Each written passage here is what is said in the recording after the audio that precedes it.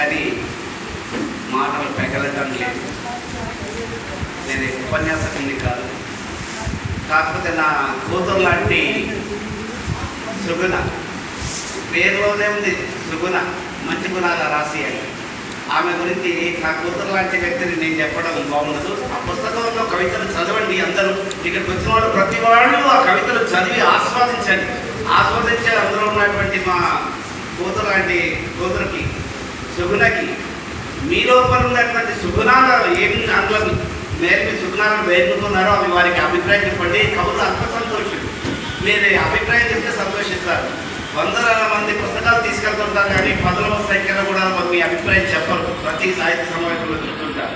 కాబట్టి నిజంగా 2017లో మా కొత్త అనిల్ కుమార్ గారు అధ్యక్షతన తెలంగాణ రచయితల సంఘం ఆధ్వర్యంలో కవితతో కథతో అనే కార్యక్రమం ఎస్ఆర్ఎస్ కాలేజీలో పెట్టినప్పుడు సుగుణ గారు కవిత చదివారు. చదివితే అప్పుడే అనుకున్నాను, ఈమెలో ఒక వర్క్ ఉంది, జిల్లాకు ఒక ఆనుమత్యం దొరికింది, రాబోయే రోజులలో తరానికి ఒక మంచి కవయిత్రి పరిచయం అవుతుందని చెప్పి ఆమె తెల్లంలో తీసుకొని ప్రతి సమావేశానికి ఆహ్వానించేవాడిని.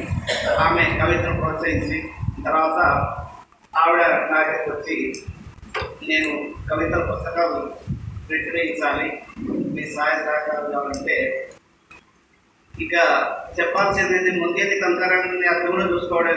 మన ముందు ఉన్నారు కదా వైరాగ్య ప్రభాకర్ గారు, వారిని ప్రబోధించినట్టయితే మనకు అన్ని సమస్యలకు పరిష్కారం వారే అని చెప్పి వారి దగ్గర పంపించడం జరిగింది. వారు అన్ని పురస్కారాలను వేసుకొని విజ్ఞాన రాశిని ఇప్పుడు ఈ స్థాయికి తీసుకొచ్చారు. నిజంగా ఇక్కడ కొంత ఒరవడి సృష్టించారు సుగుణ. ఒకటి, కవులు ఇక మీద మనం ఏం చేయాలంటే, కవులనే పిలవడం కాకుండాను మన చుట్టాలను బంధువులను అందరినీ పిలిస్తే మనమంటూ మన గ్రామంలో మన ఇంటి పక్కన మన వ్యాధి శైలి అనే సాహిత్యంలో ఏంటి అనేది వాళ్ళకి తెలియడానికి ప్రతి బంధువులను పెళ్లికైతే ఎలా పిలుస్తామో పేరంటానికి ఎలా పిలుస్తామో మన బంధువులను పిలిస్తే బాగుంటుందని ఇప్పుడే నేను చూసాను అనుకుంటున్నాను. కాబట్టి కవులు సాహిత్యాన్ని బంధువులను విడబెట్టండి. ఇవ్వాలని వరకు మనలో చూస్తున్న మన మీద ఉన్నటువంటి అభిప్రాయం మన చూడగానే ఒక రకమైన అభిప్రాయం ఉంటుంది, గౌరవిస్తారు మన సాహిత్యంలో కూడా పరిచయం. కాబట్టి ఇంత మంచి సుగుణాలు రాసి నా కూతురు నన్ను 3 సార్లు ఏడిపించింది. ఏ విధంగా అంటే, ఆమె వారసులు అని ఒక కథ రాసిందండి.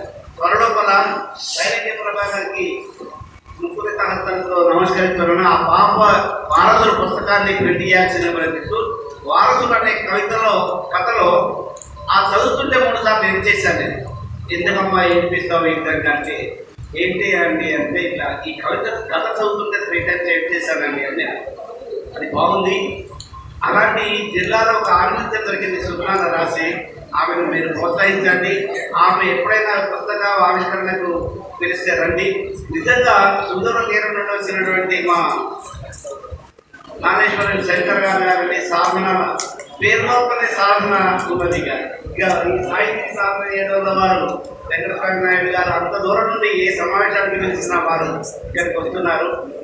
నా బిడ్డ ఆహ్వానించింది, నా మమ్మరాలు సమీక్ష చాలా బాగా చేసింది.